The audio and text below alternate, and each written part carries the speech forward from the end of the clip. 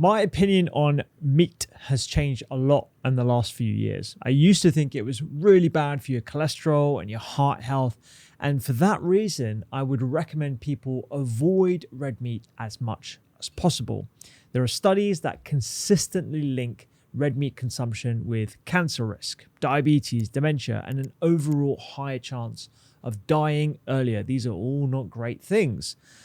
And it's true to say that from the available evidence, if you eat more red meat, the data would conclude that you have a higher risk of worse outcomes. There also appears to be what's called a dose response. This is the more people eat red meat, the higher the risk of these conditions. And this all points in the direction of red meat causing the issues that it's linked with, which is impossible to prove because these sorts of observational studies are not the ones that we rely on for causation.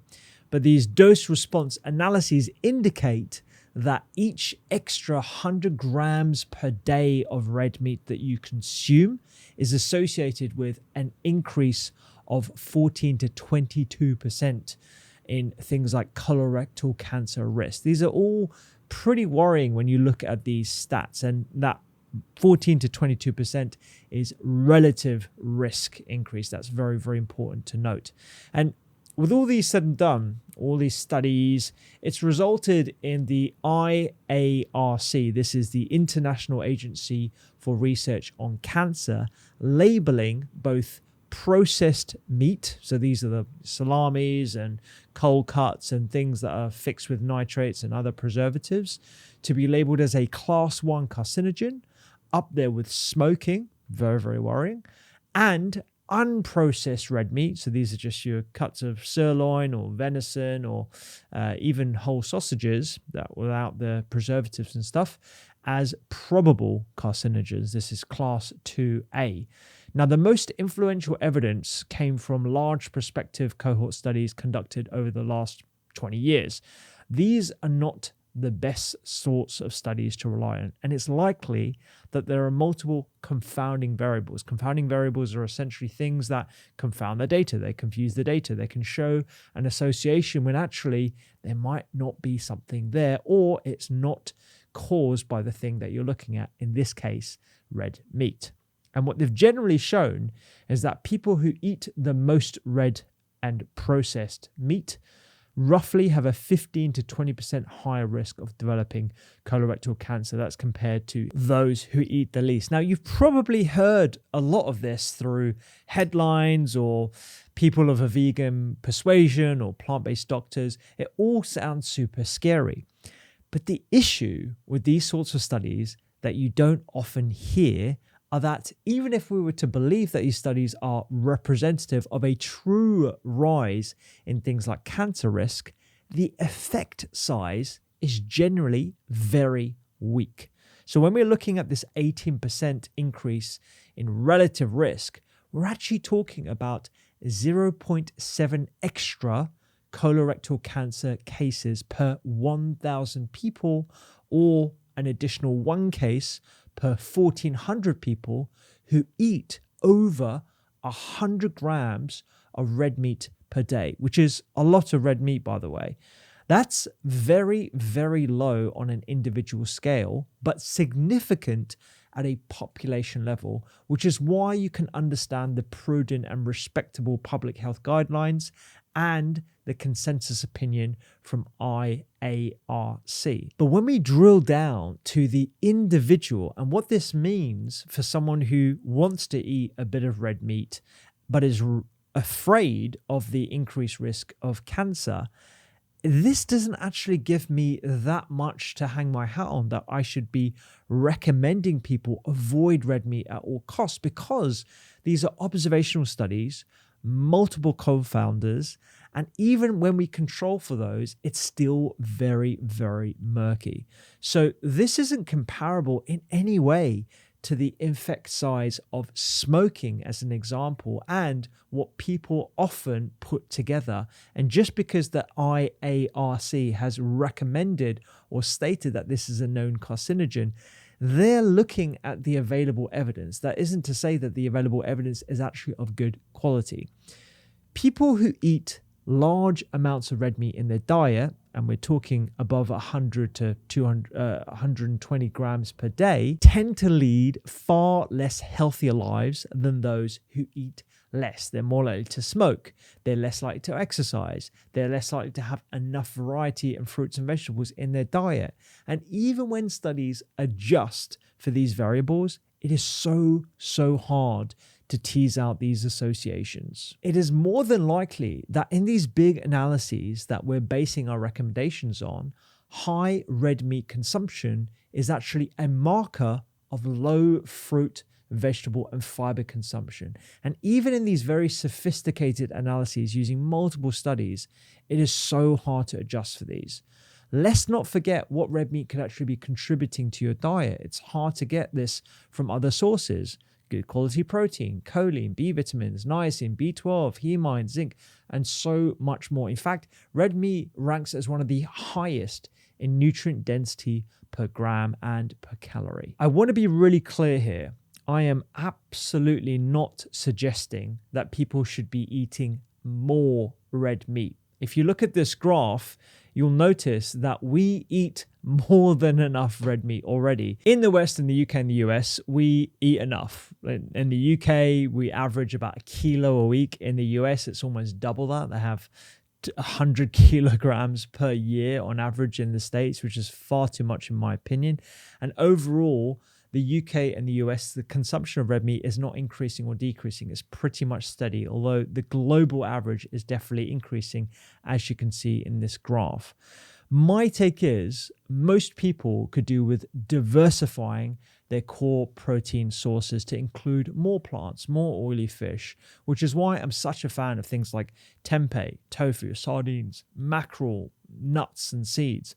But I'm not in the business of scaring people away from red meat if they choose to eat red meat based on this limited evidence that it causes cancer, diabetes, or will shorten your lifespan if you eat an appropriate amount. Avoid it if you wish, but I'm personally not touting this flawed data and scaring people away from red meat, because if you pair it with enough fiber, herbs, spices, things like lentils, aside from fermented vegetables, a good collection of colorful ingredients, this is a perfectly healthy way to eat, especially if you're going for lean red meats as well. So I've got a few top tips for those who do eat red meat to ensure that they're doing it in a healthy way, because a lot of people rely on this food as a source of nutrients. So the first thing is you want to avoid processed red meat as much as possible.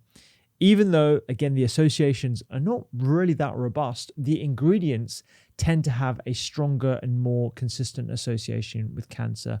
A piece of salami is not going to kill you, but it's a monthly treat rather than a weekly staple. Number two, you want to choose lean cuts. Now, a fatty ribeye or a rump steak, they are both classified as unprocessed red meat, but there's a huge disparity between these two cuts.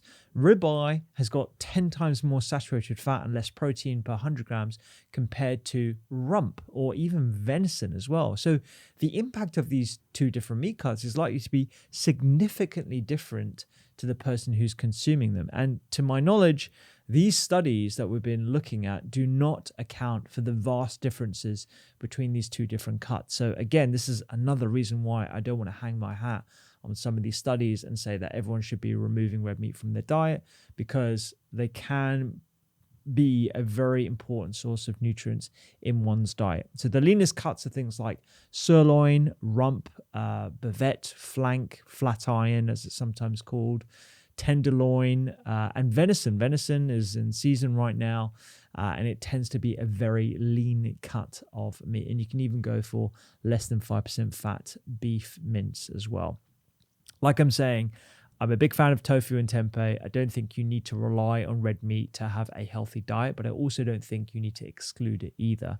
The third thing is you definitely do not want to be burning your meat. There is this concern around the generation of something called heterocyclic amines, or HCAs, and polycyclic aromatic hydrocarbons, PAHs, during high temperature cooking. This is grilling or frying. This can induce these genetic mutations in colon cells, contributing to cancer potentially.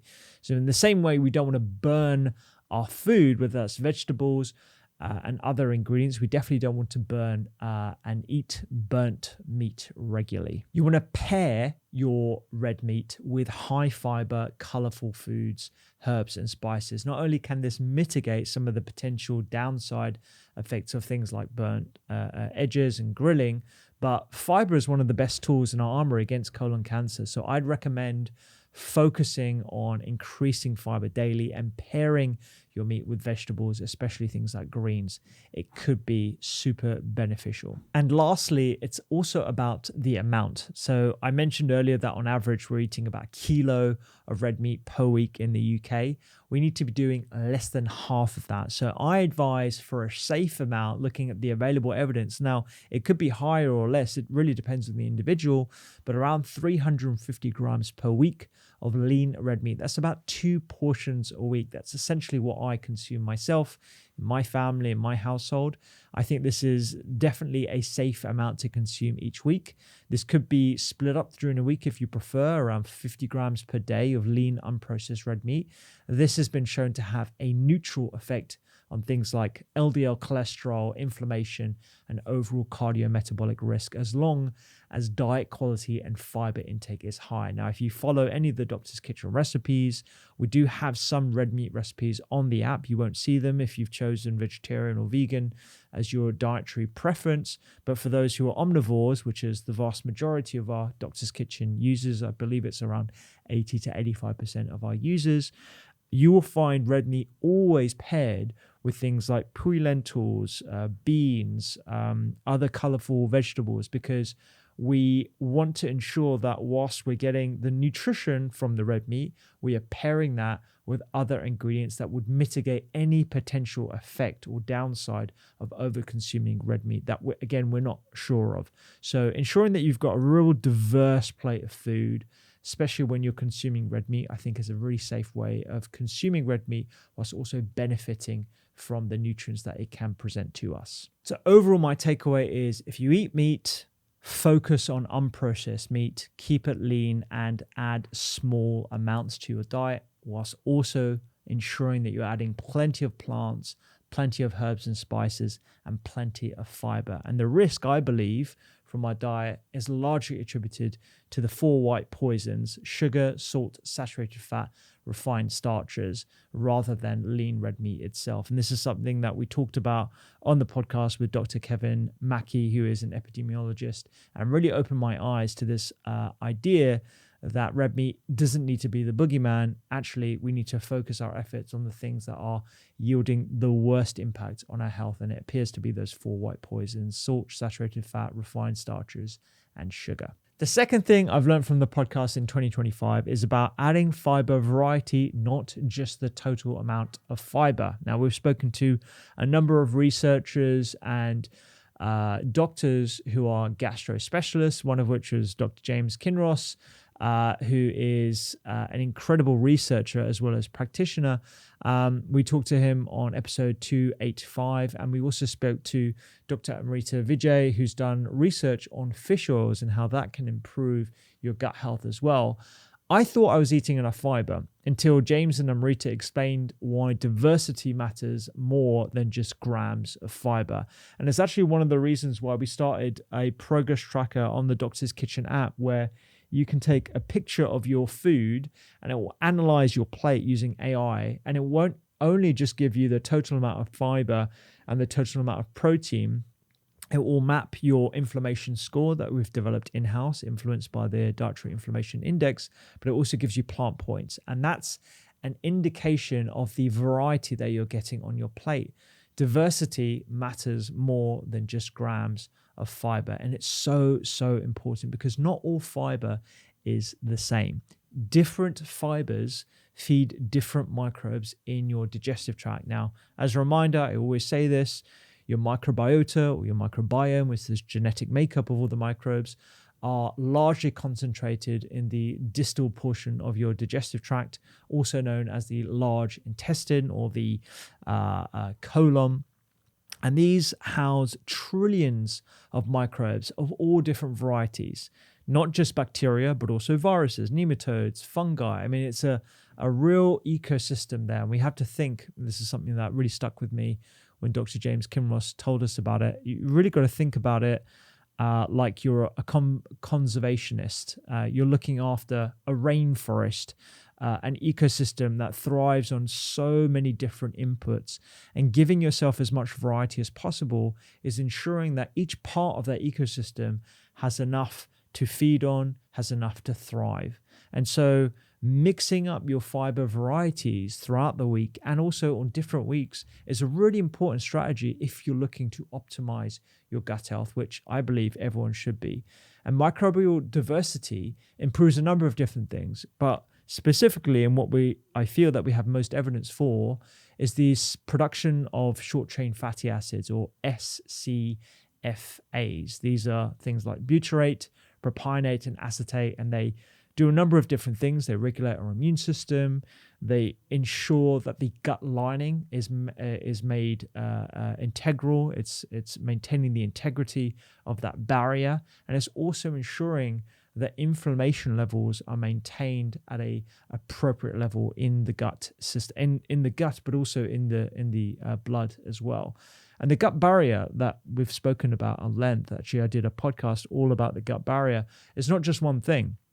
I think of the gut defense system as everything from the saliva in your mouth that has things like IgA and is actually the start of your immune defense system, all the way down to your gastric acid, the juices in your the early part of your digestive system that is throwing acid on anything that could be a pathogen, and then the bile that comes in and they've got immune cells on them as well, and they're attacking anything that could be, again, problematic if it's ingested into your system. And then when you get to the gut, you've got your microbes and they've got antimicrobial chemicals that they spray on the food that you've just consumed. You've got the mucin layer, which is this mucus lining that protects, literally creates a barrier between anything that you've put into your gut system, into the lumen, which is the internal portion of your digestive tract, and the gut cell walls, which are only a couple of cells thick.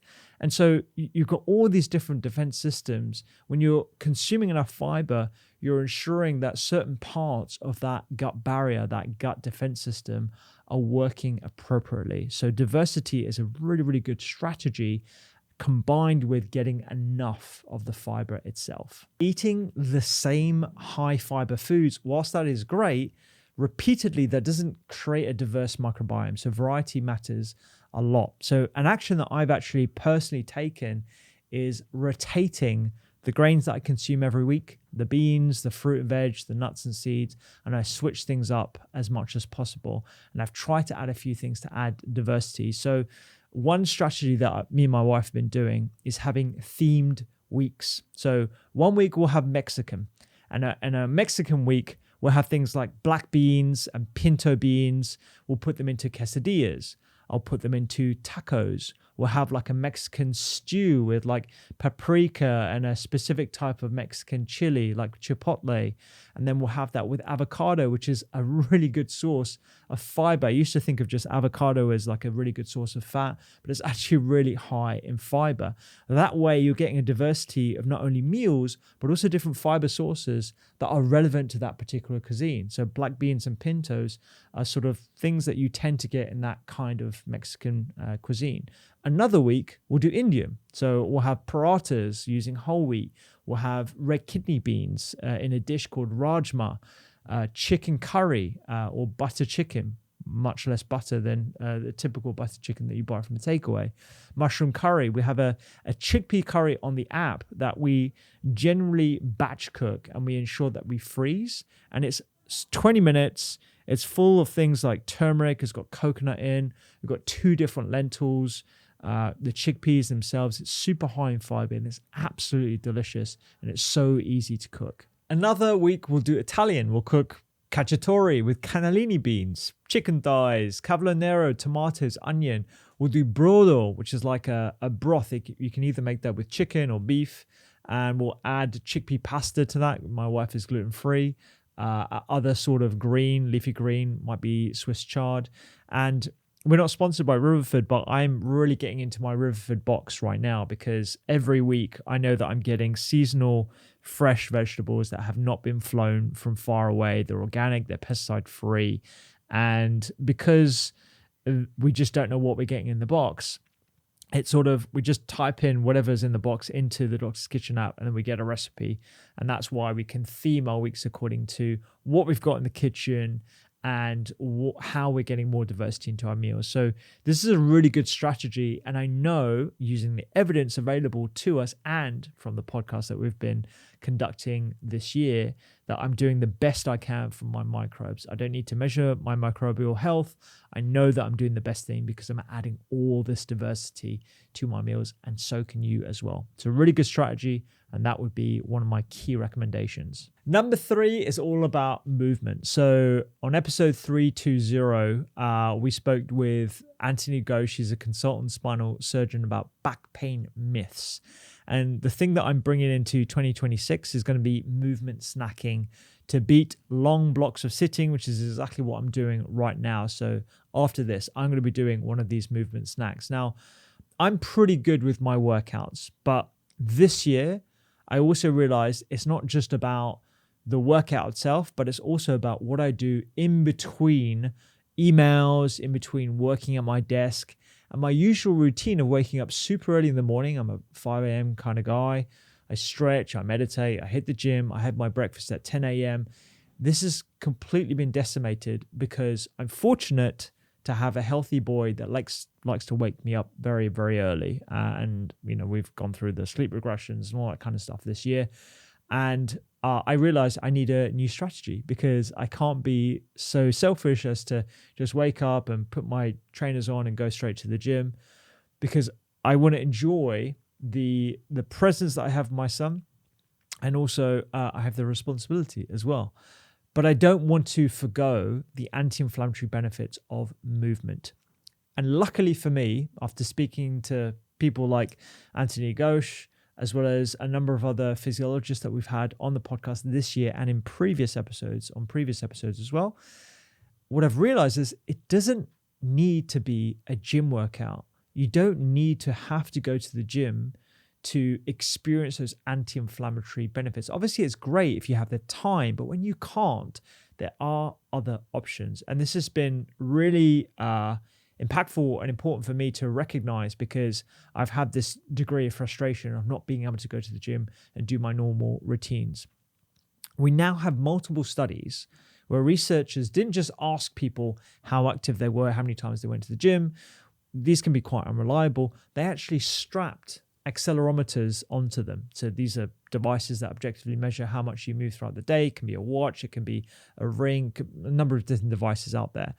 And what these studies consistently show is that the more you move and the less time you spend sitting still, the lower your levels of inflammation. This is really reassuring for me as someone who cannot go to the gym right now, because I still want to enjoy those anti-inflammatory benefits. And when we look at these studies, we're talking about real biological markers that we can measure in terms in the blood, things like CRP, IL-6, fibrinogen, even white blood cell count. These are the same markers linked to heart disease, metabolic disease, and aging. And I'm almost in a position where I know too much. So I know that if I'm not going to the gym or I'm not moving like I was, I'm at higher risk of things like heart disease that runs in my family. And also I'm at higher risk of, because of my genetics being a male from South Asian heritage. And so it's reassuring to me to know that as long as I move throughout the day, I can still mitigate against these issues. And it's not just about intense exercise.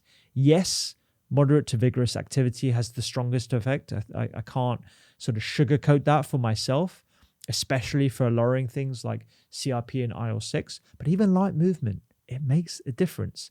Standing up more often, walking, breaking up long sitting periods, all of this gently pushes inflammation down. And we have long-term studies that follow people for years, and they show something, again, really reassuring. If you stick to regular movement over time, nothing extreme, just consistent activity, your inflammation levels stay lower. And this effect holds up regardless of age, sex, body weight, or other conditions. So whilst I'm in a pickle at the moment with my workout routine, I can still look after my health. And one of my favorite types of research actually looks at what happens if you swap certain activities. So instead of sitting for an hour, what if you replace that time with light movement or with a brisk walk?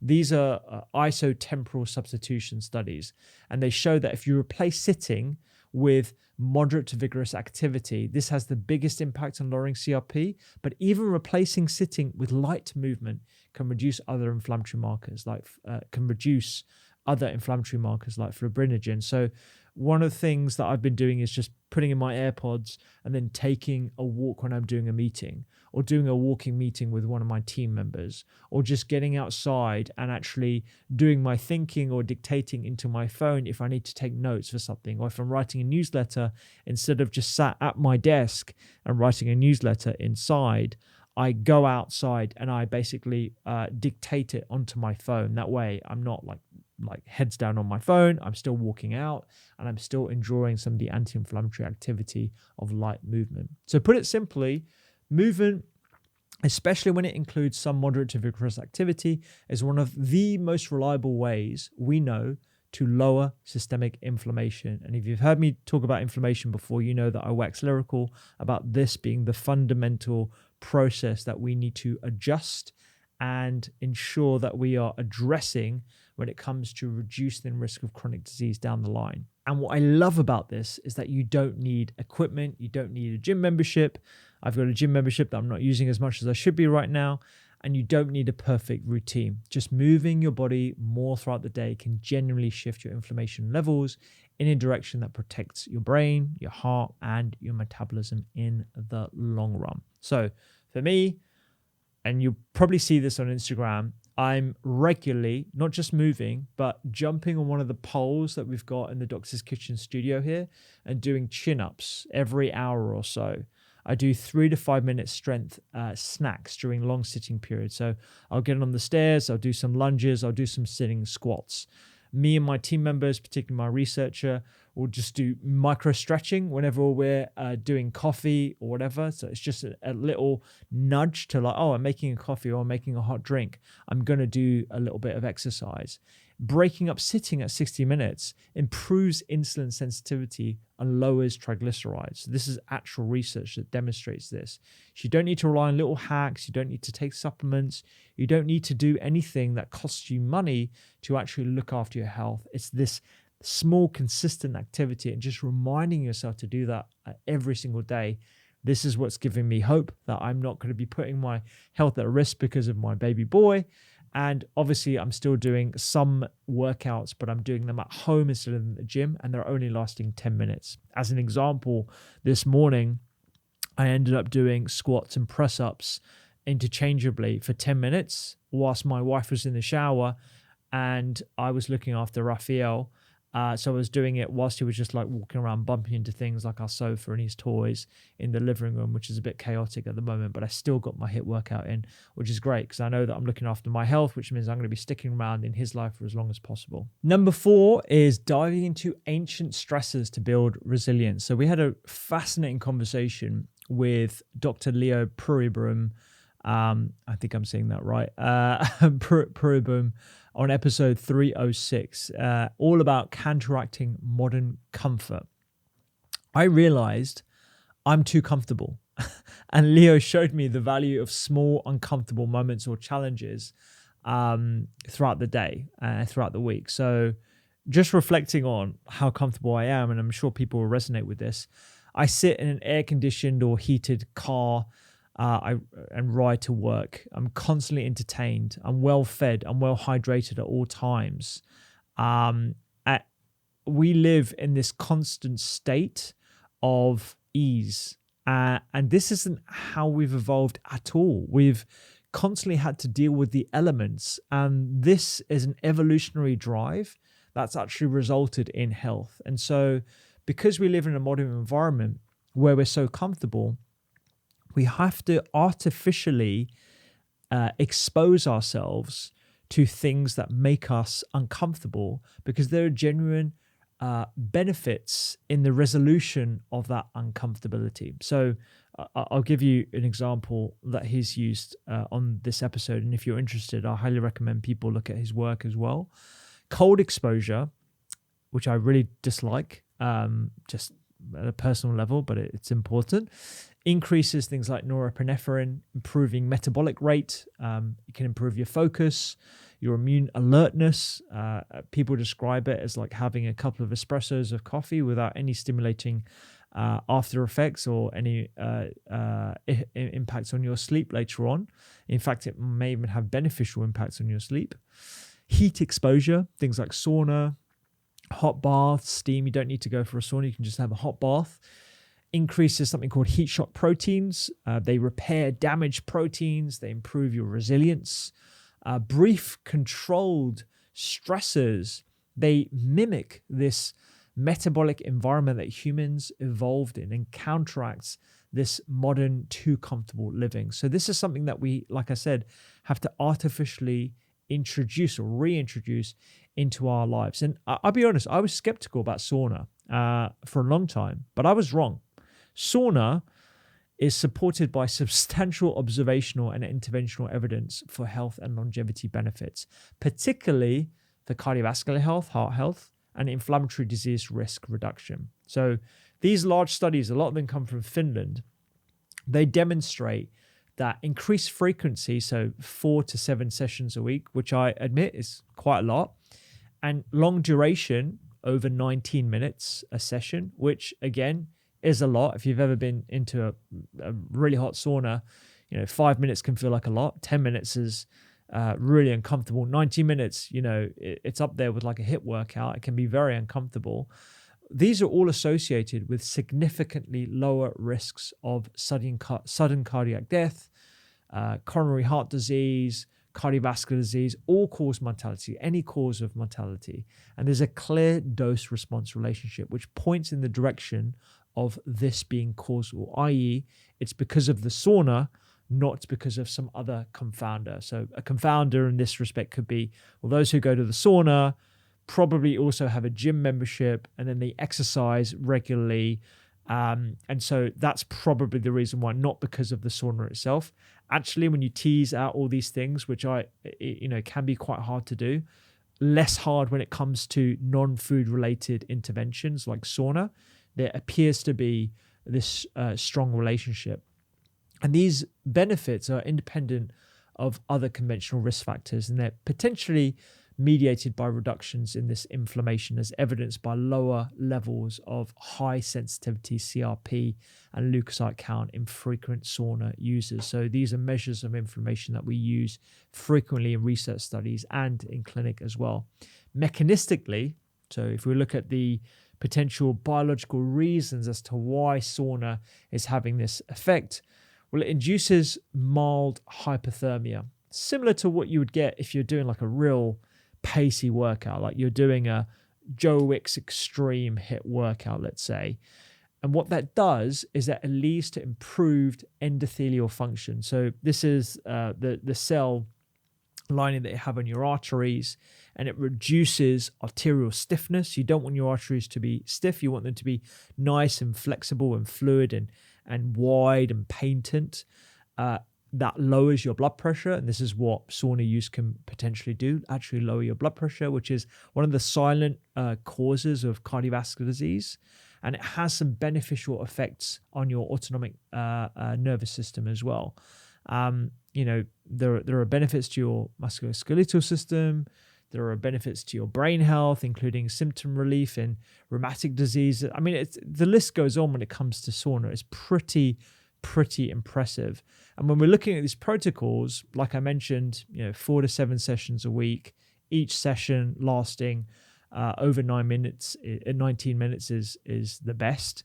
And then we're looking at temperatures between 80 and 100 degrees centigrade, which is super hot. So one action that I'm going to take away is when I get the time back, this is something that I don't have the time or the inclination to invest in right now. But when I do get the time back, I'm going to start gradually increasing my exposure to sauna at least once a month, and then go to once a week where possible when I get back into the gym. And I'm going to make sure that I get a gym membership with a sauna as well.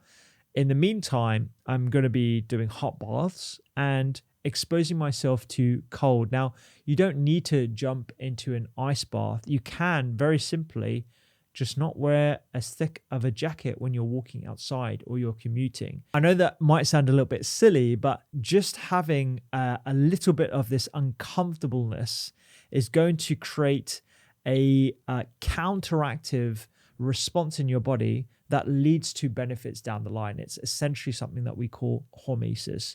So if you can't do sauna, if you can't do cold exposure, there are a few things that you can do to just increase a little bit of uncomfortability. And if you want to learn a bit more, I'd listen to that episode with Leo on episode 306. Number 5 is cutting down evening screen time for better sleep and focus. This is probably one of the hardest things, I think, and it was definitely brought to my attention by TJ Power, who's a neuroscientist. We had him on episode 281, how phone fasting in nature can build dopamine and support your brain. And this led to a number of things. It's been very impactful for me, actually, throughout 2025. There's a couple of things that I've done. And the one thing is a silent retreat. So I did a silent retreat at the start of this year. Regular listeners are probably bored of me talking about this, but I honestly recommend it to everyone. I think it's one of the most impactful things that I've done for my health and clarity and focus. 3 days, no email, no reading, no listening, no writing, no talking, no interaction with the outside world. Walking outside in nature, I took myself to Lake District. We did very, very light yoga that was guided as part of the silent retreat. It didn't have to be anything fancy. It wasn't expensive whatsoever. You don't need to do a retreat. You could do this yourself. You could go to a cabin. There's a number of different services out there now, like Unyoked and Unplugged and a whole bunch of others that have sprung up because of people recognizing this real need to reconnect with themselves, let alone other people. It's just reconnecting with yourself and removing yourself from the device that has stolen our attention. This has been a running theme actually throughout the podcast with people like, Johan Hari, who's been on the podcast talking about soul and focus, a number of other people talking about the importance of sleep and the impact that our phones and our reliance on digital devices is having on our health. So the silent retreat for me was an extreme intervention to address an extreme modern phenomena, which is just how much time I spend on my phone. But aside from doing a silent retreat, what other things can we do to create distance between our devices, whether it's our laptops, our TVs, or our phones? And just before I go into that, constant phone use has been demonstrated to overstimulate dopamine signaling, lowering the receptor sensitivity. Phone fasting, on the other hand, which we would describe as short intentional breaks. So when you're being intentional about actually removing yourself from your phone, this restores dopamine balance, improving mood and focus and motivation. And screen removal before bed reduces things like cortisol and improves melatonin release as well. So these are all things that have been demonstrated in the literature to actually have a positive effect. Conversely, prolonged screen time is associated with increased reward-seeking behavior. You're constantly looking for that next dopamine hit. And this leads to an alteration in the neural circuitry related to dopamine signaling in your brain, particularly in something called the frontostriatal pathways. And these neuroimaging studies, where they've done them in adolescents and children, they indicate that frequent and extended screen use is linked to less efficient cognitive control and a preference for immediate rewards. So this is all sort of painting a picture, and it's not just in adolescents and kids, even adults. I see this in myself and I see this in other people. We're constantly looking for a fix for dopamine, and the attention span I believe, is reducing as a result of our modern phenomena, as a result of our phones. So creating this intentional space by doing the silent retreat, I think, is one strategy. It's not for everyone, but there are two other things that I've done on the back of that silent retreat and on the back of doing the podcast with TJ Power, and something that my team are also doing as well. So one action I take every night now is I keep my phone on plane mode if it needs to be near me, or I put my phone in another room after 8 p.m. and I do not use social media in the evenings when I'm at home, unless I really, really have to. Like I have to check on a post, or I need to do something for Doctor's Kitchen. I'm really trying to be intentional about not consuming social media in the evenings, where it can disrupt my brain circuitry and lead to overconsumption of that content as well, because we're really fighting against an algorithm that is playing our brains like an instrument. It is so good. It is so enjoyable, which is why we need to limit it, because of that reliance on that sort of that dopamine effect. So that's one thing I've been doing throughout the week. And then the other thing, which is a bigger step change, is I have a Kale phone. So there was a blog post by George Mack a number of years ago where he talked about the concept of a cocaine phone and a Kale phone. A cocaine phone is a phone that has all your apps. It's got all your social media apps, TikTok, Instagram, all pure dopamine. It's got email, it's got calendar, it's got LinkedIn, it's got all your notifications. It's just constantly vying for your attention. You have another phone, which is pure serotonin. It's got the numbers. It's literally a physical phone, a separate physical phone. It's got the numbers of your loved ones. It's got everything you need, like a messenger, like a iMessage, or maybe WhatsApp if you turn the notifications off, Google Maps, and Uber to get around, and your payment cards if that's what you need for payments, but nothing else. It's got nothing that could steal your attention, and it's grayscale. So this is literally what I have. I have a grayscale small iPhone mini, because I went through all the different phones you can think of. I bought one from China that was a tiny mini iPhone, didn't work. I bought a Nokia, but then I couldn't get access to WhatsApp. I bought another, what they call dumb phone, which didn't have connectivity, but then I realized, well, I need maps. And then sometimes when I'm in a pickle and I need to pay for parking, I need to download one of the parking apps, of which we have like 3 in London. And I need, in an emergency, to have access to my Google Maps, just to get around. And so I came up with the solution for me that works, which is literally a physical phone, grayscaled, very limited apps, and a strict rule in that I will not download any other social media apps or my email or anything like that. That is my Kale phone. And because of the friction of having to download an app and then remember your password, even if I wanted to check Instagram or another social media app, I don't even know my passwords to it. So it's working really well. I use it from Friday night to Sunday night. You can only find me on my Kale phone.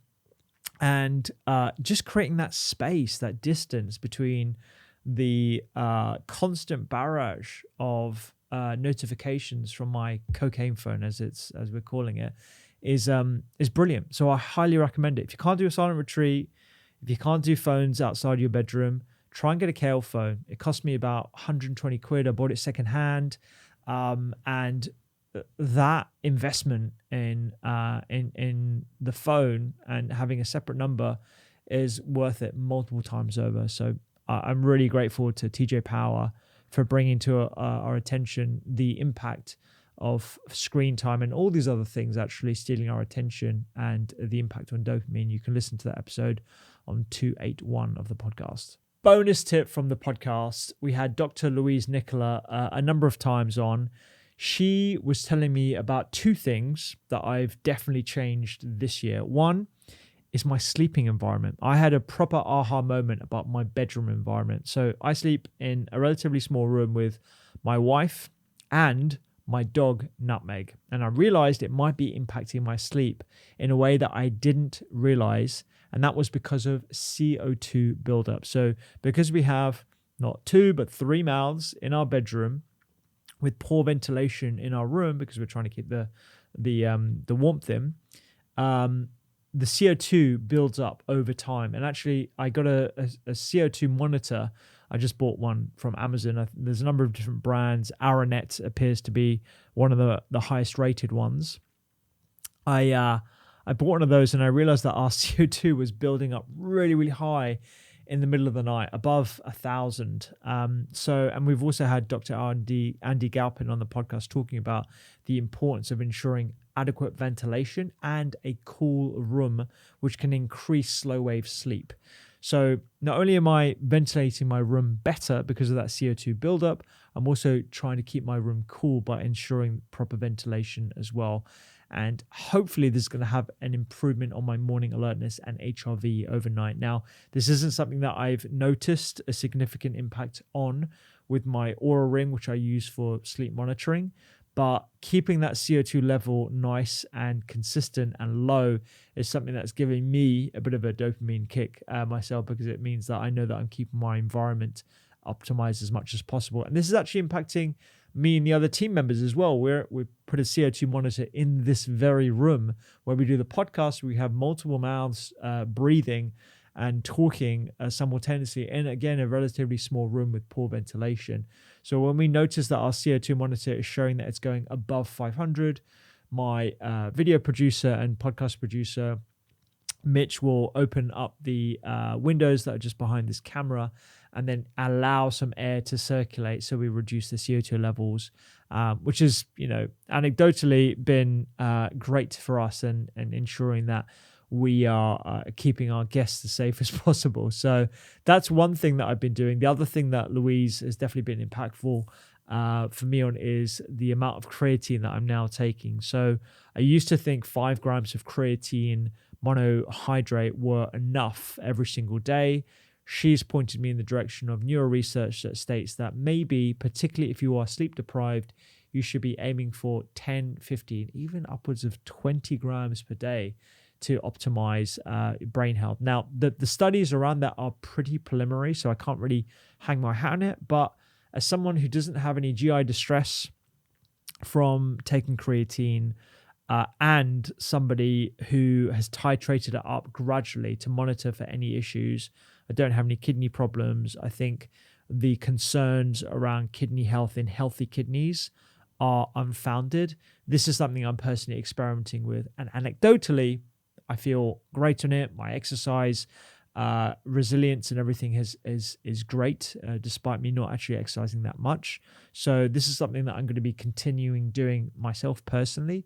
But I think as a minimum level, 5 grams of creatine monohydrate is something that I think is kind of like a no-brainer at this point, because it's such a cheap, readily available supplement.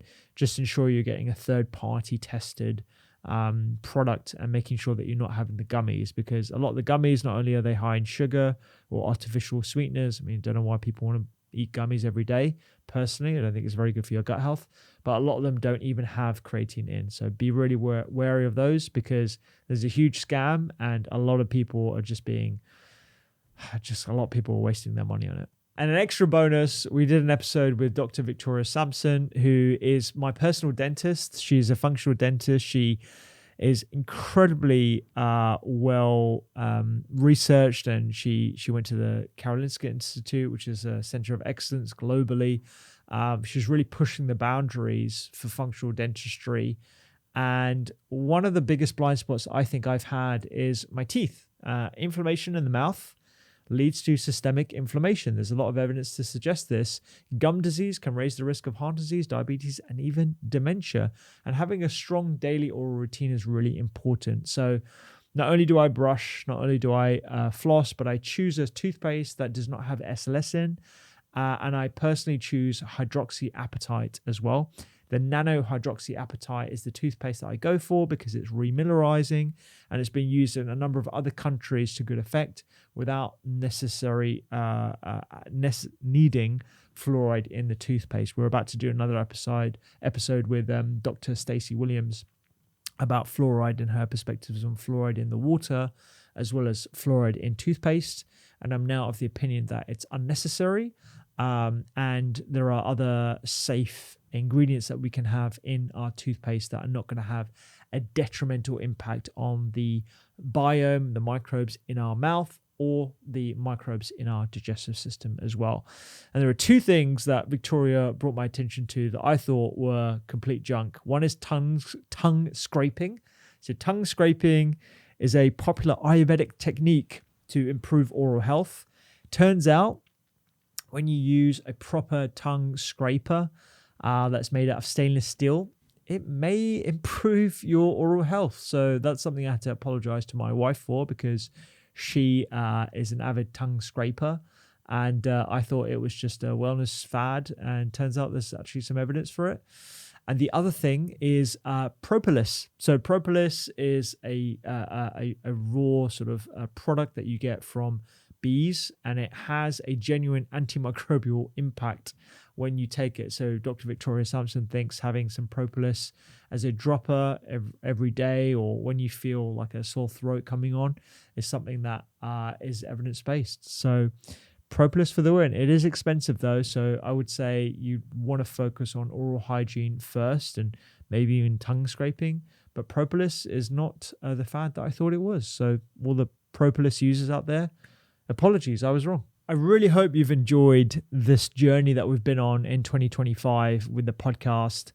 I'm really looking forward to the conversations that we've already recorded, and they're going to be released in early 2026, but also the ones that we've planned as well. We're going to be talking about breath work, mouth taping, obviously food, and the latest research looking at fats. And I'm really excited about what we're going to be sharing on this podcast. And it's an absolute privilege for me to be able to speak to you directly, whether you're listening to this on a podcast player or you're watching this on YouTube.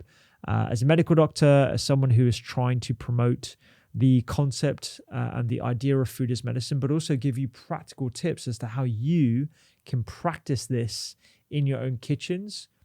It's the privilege of a lifetime, and you enable me to be able to do this with you, sit down here and converse with you and have an educational conversation, hopefully give you some golden nuggets. So I really hope I've done that today, and I hope to continue to do that into 2026 as well. If you loved that episode, you will love the full library of podcasts from the Doctor's Kitchen Library. We talk about everything from inflammation, supplements, and food as medicine. Just like this episode right here. You can click it right now and check it out.